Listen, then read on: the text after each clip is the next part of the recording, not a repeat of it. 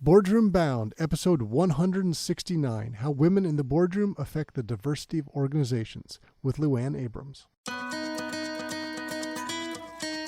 How do you assess somebody for a learning mindset and curiosity? Because those are really great signs of a leader, is being curious and coming to the table not thinking you know all the answers, but saying, I don't know all the answers. And that's a very different concept for people that are just used to looking at and working with and hiring men all the time. Hello, and welcome to this episode of Boardroom Bound. My name is Alexander Lowry, and this is the podcast dedicated to intentional leadership in the boardroom. My goal is to give aspiring and existing directors the tips, tactics, and strategies necessary to transform your confidence and build a successful career as a board director. Quick reminder, you can get all of today's show notes at podcast.gordon.edu. And in today's episode, we're speaking with Luann Abrams, and she is the founder of CEOX, and she has dedicated herself to getting more women into the C-suite, the CEO role, and into the boardroom. And we're going to hear what that feels and looks like today, the value people bring to that, but also guidance that people going through that space or anyone trying to land the board seat, being the C-suite, need to do and be thinking about how to position themselves.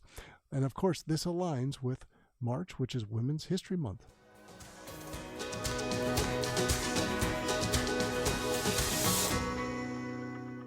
Before we jump into today's show, I'd like to share a message from our sponsor about board director education and certification.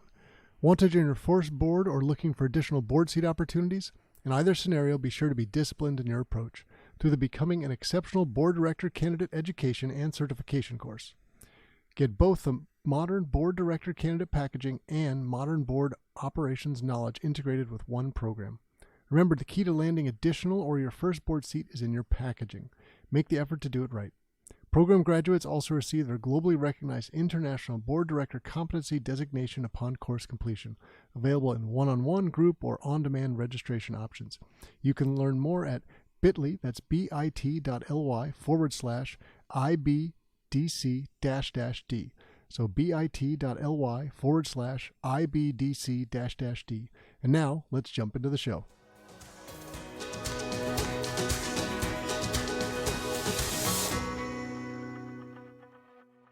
Luann Abrams, welcome to the Boardroom Bound podcast.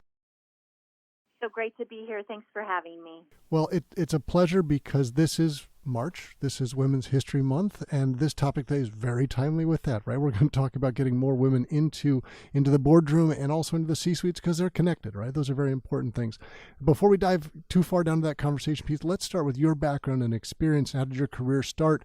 And we'll lead into CEOX and what you're doing today. Yeah, perfect. So I started off as an engineer, and I think if you look back, you'll see two common threads in my career. One is working in male-dominated industries, and the other is working with startups. So I worked at a startup aircraft company.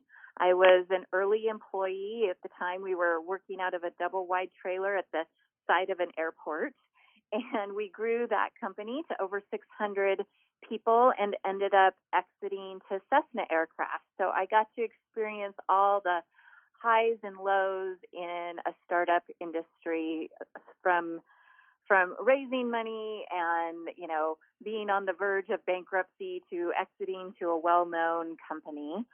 And then from there, I ended up being asked to work with startups at Founders Pad, which is an accelerator here in Oregon, where I am located. And I got really to experience working in venture capital firsthand, raised a small fund to accompany the mentorship program we were creating, and deployed that fund. I still technically manage it, as you do, until all of the companies have exited. So it was during this time in venture that I was really seeing how broken venture is for women on many different levels. And first of all, there are not enough women decision makers at venture funds. And that results in women-led companies not getting nearly enough of the funding that they should be. Right now, it's at about 2.2% of the venture funds go to women-led companies, which I think is just appallingly small. And if you are a woman of color, you have even less of that small piece of pie. And then there's this other issue that's a little more obscure unless you're really working in venture, and that is that it's not uncommon for founding CEOs to be replaced through the growth cycle of their companies. And typically, it's just because not all founders can transition well into that growth and scale period. And so from time to time, they are replaced. And when that happens, it's usually just investors going into their networks to find the next CEO. And the problem with that is that with most investors being men, they go into their networks and they're going to find people that look like them, think like them, and act like them. And so that sounds like how board people get chosen. Yes, exactly. Very similar process. It's who you know, right, and who you feel comfortable with. And so the idea behind CEOX was really to be a resource for early stage companies and their investors so that if these situations arise, they can find high level executive women to interview and bring on to these really critical CEO roles. And I started doing that by going out to my network of CEOs and senior leaders and asking them, tell me about the women that you've worked with that would make great CEOs, and let me talk to them. And that was really the start. So we've grown to over 600 women in the network. We've placed 6 CEOs. We've also placed other C-suite and board roles. And then we have this whole community around it as well, because it's just as important that women have a lot of other high-level women in their own networks for support. And so that's the idea behind CEOX. We really like to make it clear what great leaders women are, because women CEOs tend to grow their companies faster. They generate more revenue. They use invested dollars to better effect. And a recent study shows that they exit faster. So all of those are really critical economic issues for venture funds. And CEOX is there to not only provide opportunities for women, but to increase the returns at venture funds. So, Luann, you're speaking to a few different types of audiences here today, and maybe I'll describe some of those. So some people who are on boards, and you might be putting in their mindset to make sure that the candidates are thinking about when they have to put a new CEO in place includes maybe not just males, but females, right? So that could be one type of audience. Other type of audience are women looking to land their first board seat and talking about maybe some of the difficulties they have. Perhaps they left the workforce to have a family, whatever it might be, and as a result, maybe their network didn't grow as many as some of their male peers when they came back in the environment, although they're still just as capable, etc. So there might be different types of group of people that this would resonate with. But before we go down some of those spaces, I want to be conscious. I imagine not everybody listening to this is as familiar with the startup world as you are. And it might be really helpful because I talk on the show sometimes, there are lots of different types of boards. When someone says, I want to land a board seat, I'm like, well, do you want public or private? A compensated or volunteer? Is it venture backed? Is it a mutual fund? Is it a public company, etc.? So give us a sense, sort of peel back the curtain and show us what it looks like to be inside the boardroom. For example, it's a lot smaller than, say, like a big, large public company later on. Set the scene for us about what it's like to be in a board for a startup. Yeah, absolutely. Well, typically at an earlier stage company, their board is going to consist of the founders and their investors. Whenever I'm talking to a founder, I really encourage them to get their independent board members on quickly so that they are not being, governed by just their investors and they're getting outside voices. And I think that at these earlier stage companies, the board roles are really hands-on, and there's a big component of advisory to being on those boards. So it's not just showing up for maybe quarterly meetings, but it's really talking with the founders and bringing your industry expertise into that company if you're a independent board member for these early stage companies. I also think these are great opportunities for first-time board seats, because you do have the board members, you have the investors who are board members. They understand how boards work, and then you as a woman and perhaps as a first-time board member can really focus on learning the ins and outs of board while bringing your expertise in a specific industry vertical to the conversation. And so it's really a win-win for both sides, for the startup who can tap into that industry knowledge, as well as potential first-time board member to get that chance to work with a board and understand how they work in detail. So continuing with what you just explained there about these might be great opportunities for someone to start their board journey. So let's take that a little bit further, and for someone listening going, oh, that sounds great for me. That's exactly what I want to do. How would someone go best about trying to position themselves for those opportunities? Who do they need to be talking to and networking with? And I imagine the language that they use has to be very different than, say, trying to land, I don't know, something outrageous like JP Morgan or Coca-Cola's board, right? That's a very different of words that people need to be hearing. Yeah, well, I do think it's really important because most board roles are gotten through a network, right? It's so important to network with these companies and these venture funds. And I just always advise of, no matter where you are, there are definitely venture funds in your area. So getting to know those people, those fund managers, so that they know about you and they know about your expertise.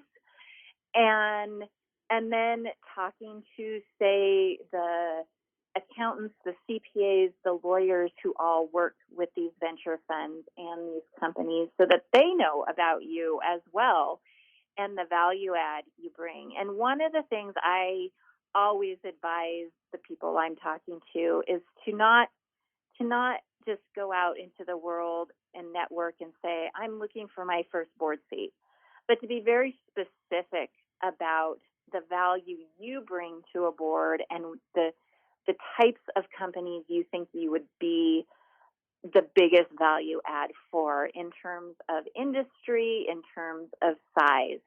And that's for several reasons. One, nobody cares that you want your first board seat, right? It's about what's the value you're bringing to a board. And then it also stays in people's head a lot more when you can say, you know, I work in extremely regulated industries, so I understand all the different stakeholders there and how you have to please government authorities. And so I really feel like I could bring value at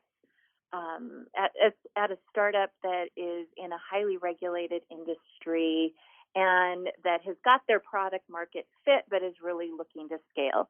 So being very specific of what you're bringing and the types of companies that you are most interested in and would be helpful to working with. I think that's super important when you're out networking for these types of roles. You have to help them to help you, right? So no one cares Exactly what you know unless it's of value and related to them. And I think the story, to your point, sticks in the brain. The way you told it was very easy. I'm like, oh my gosh, I know exactly who I'd think of for Luann. I should call these couple of people because she'll add value to them, not because she's looking for an experience. Right, exactly. Now, Luann, I'd love your thoughts on this as well. If you ask someone what's the number one job for a board member, we get lots of different answers, but there's probably about top 5 answers. And one of those tends to be, it's all about looking after the CEO, whether that's hiring, nurturing, maybe firing, replacing, but the CEO is a really big part of it. Let's just assume the CEO and chairman are different roles here in our scenario, right? And that, if that is true, and we've talked about earlier on in the show that for many organizations, whoever starts it is probably not going to be the person who exits it or takes it public, right? Because they might need different skill sets. And we also talked at the beginning, one of the big things you're passionate about is making sure women have the opportunities, if they're the right candidate, to be placed into those roles. So speak to board members thinking about this, going, okay, if my number one job, even if not number one, one of my top 3 jobs is the CEO stuff and looking after that. And they've probably only ever perhaps hired male CEOs. That's who they know, that's who look like them, etc. Help them start picturing in their mind. You talked about some studies and other stuff before. Maybe they're not really doing their full job if they're not looking outside the box, if we call it that. Yeah, I always like to say that they need to look for talent over qualifications, because women, as well as people of color, tend to be overlooked and not given opportunities that turn into actual qualifications. So women are not often given CEO roles or even promotions because they haven't proven themselves already, where men are often given promotions and roles because they're seen as having potential. So you really have to kind of throw out the playbook of traditional evaluation and start really looking to assess for talent and how you handle different leadership situations. So, are you somebody that's comfortable in dealing with ambiguity, which, especially in the startup world, is there's a lot of that. How do you handle disagreements? How do you handle confrontation? How do you assess somebody for a learning mindset and curiosity? Because those are really great signs of a leader, is being curious and coming to the table not thinking you know all the answers, but saying, I don't know all the answers. And that's a very different concept for people that are just used to looking at and working with and hiring men all the time. Another thing is to really be aware of your need to feel comfortable with a person and being charmed.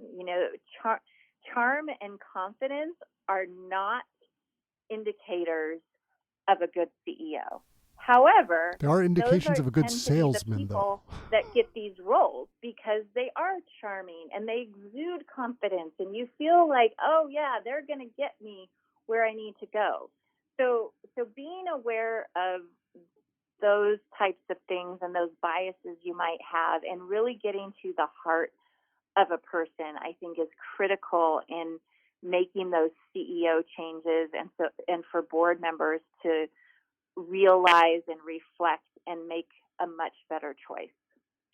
And interesting, I would love your thoughts on this. So if I go back to my strategy consulting days, I did the first dozen years of my career, we found within our company there was this good generalization of males versus females in promotion. And I wonder if this could be related to the boardroom where we stand today. And generally, the partners would find that a male would come to them and be like, I'm ready for promotion. Let me go. I'm ready. Put me up today. And they're like, well, we actually think you're probably 6, 12, 18 months away from that. Like, we'll come back to you. Whereas they would have to go sort of knock on the female's door and say, hey, we think you're ready to go up today. They're like, no, I need another 6, 12, 18 months. Like, give me a little more experience. And I wonder if that sort of relates in your experience into the boardroom, where you have a lot of more males charging out there. I'm ready. Let me do this networking. Let me make it happen. And more females that are more reticent. And maybe that's because there's so much going on in the rest of their life as well, and it's busy. Do you think that's part of the situation we're finding ourselves in today as well? Yeah, well, there is a well-known phenomenon that women tend to not apply for jobs if they don't meet 90% of the qualifications, whereas men only have to meet about 40% of what's listed out on the job description for them to apply. And so just sheer numbers, if you're doing that, there's going to be so many more men applying. And so I think women have to be aware of that and really start going out and applying for things even when they don't have all of those qualifications and they don't tick every box, because that's what's going to be the rise of the mediocre male. When if you have a bunch of men applying for a job and they only are 40% qualified, and the women that are 80% qualified aren't even applying, that's going to be a problem, and it's very self-limiting. So I do talk to women about that a lot, of like aiming a bit higher and knowing what men are doing, and that you should, at least on this one topic, be doing what they're doing, which is stretching a little bit beyond where you feel comfortable. Because if you have a learning mindset, which of course women score very high on having that skill set, you're going to be in a new role where you are just absorbing and learning, and you're going to be great at that role. And it doesn't matter that you haven't done X and O before, you will learn it very quickly.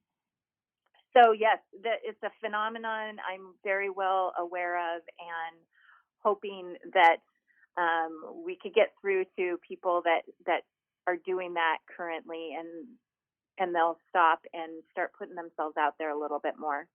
And, this brings up an issue too, and I think it's really important. It's not just like, oh, women do this, but why do women do this? Why have they gotten to a point where they don't put themselves out there? And it's because we have been undervalued in our whole careers, and we've often faced really uncomfortable situations. We have often been told we're not good enough, we're not smart enough. We have been overlooked for different roles over someone who is less qualified. So that is our real lived experience. And so there's a good reason we might feel uncomfortable about, saying we can do all of this when we've been told over and over again that we're not quite as capable as men are. So I think it's just really important to get a sense of that lived experience. And so I'm not blaming women for that in any type of way. I really want to get to an understanding of why it's happening in the first place. Now, I think part of the problem, or at least perhaps the excuse of the problem, is people would call it a supply issue. I talk to people that are, board nominating committee chairs, and like, if I knew more women that were qualified, or if I knew more blacks or Latino, insert whatever word you want, I would put them on my board. And I think one of the ways that you're trying to get around that is by identifying some of those candidates. I know you have a way that people can be nominated, and you're constantly asking, going out, helping us find the talent, so that even if it's earlier talent, that we can help grow and develop and nurture them and prepare them. So talk us through that part of how CEOX works. Yeah. So the first level of vetting I do with the candidates is that referral. So I want somebody who is a senior leader, a CEO, an executive director, a venture fund partner, who can say, I've worked with this woman and she would make a great CEO. So that's the first step, is that they're nominated. So if you're a woman out there who is interested in being in the CEOX network for opportunities, the first thing you'd want to do is go to someone, a senior leader that you've worked with, tell them about CEOX and ask to be nominated to CEOX. And we have a form online that you can do it. It takes less than 5 minutes to just, spend a couple minutes saying who this person is and what makes her CEO ready. So that's a really simple thing. And then the next step is I schedule an interview with that person, and we really get to know each other. I get to hear more about their background, their skill set, potential gaps, how we can help them. And then they're really just in my database for potential roles that come through. And then they're able to take advantage of the CEOX network if that's something they want to do. It's definitely not a requirement. They don't have to get involved. But definitely that's my favorite part, is bringing all of these women together to meet. We tend to network within our industry vertical, and since CEOX is industry agnostic, they get to meet people outside of who they normally would on a day-to-day basis. And I think that can bring a lot of great serendipitous connections. Well, it's clearly an opportunity where I guess it builds upon itself, I could say, in positive ways. I'm envisioning a scenario where you've successfully placed a woman onto a startup board and she does really well. And not only just grows our individual network, but sort of the other investors, if you want to call that, around the table, watching this going, oh, this might be a good person, but maybe also I need to tap into more people that think differently like this would be a very good thing. It sort of grows and develops along its way. Are you seeing some of that play out? Yeah, well, we've had 2 C-level roles be found and placed from within the CEOX network. So a CEO who is in the CEOX network hired someone that she met through CEOX, as one was a chief customer officer, the other was a COO. And so those things are definitely playing out. And for sure, longer term, I think that we get these CEOs into place and they're going to start wanting a more diverse board as well. And we are there to help there. In fact, I was just talking to one of the CEOs I placed about a month ago, and she was talking about needing to, now that she's in that role, she wants to freshen up the board and bring more relevant people on to the board. And so, we'll be able to help her with that. And the other thing about the CEOX network is it gives a lot of women an opportunity to help others, because I post all of our roles within our network, and I've had people say, oh, I'm not a good fit for that role, but I know somebody who is, so let me introduce you to her. And those are the beautiful network effects that happen in this community. Well, that's just the networking stuff we've talked about before, right? That's the way it's meant to be. Someone who's sitting on a board and they know that a seat is opening up, whether it's the current board or another board they're related to, and everyone's asked to tell them, who do you know? Who would be a good fit? Because you trust them, the advice and where it's coming from. And I imagine you're seeing some wonderful synergies between, just like the story you told of placing a woman into the CEO role who's now going to change her board and think about it, versus placing a woman into a board and whether she's thinking about the CEO or other board members they bring on. So in some ways, this is all bringing it together beautifully.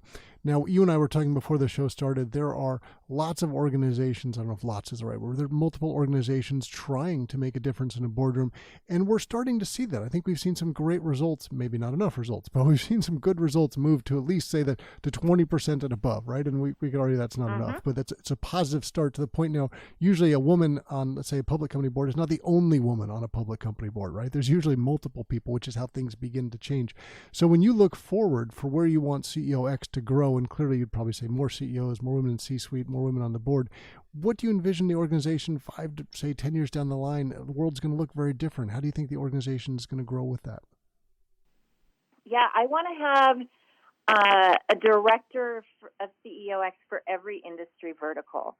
And one of the things that makes CEOX very different than a traditional recruiter is that we're really getting to know these women well through the course of time, because we're interacting with them at our networking events and at our leadership seminars. And they know that I'm always available to do a catch-up call. And so having a CEOX for life sciences, a CEOX for tech, a CEOX for consumer goods, and really being known as the place to go to for high-level candidates.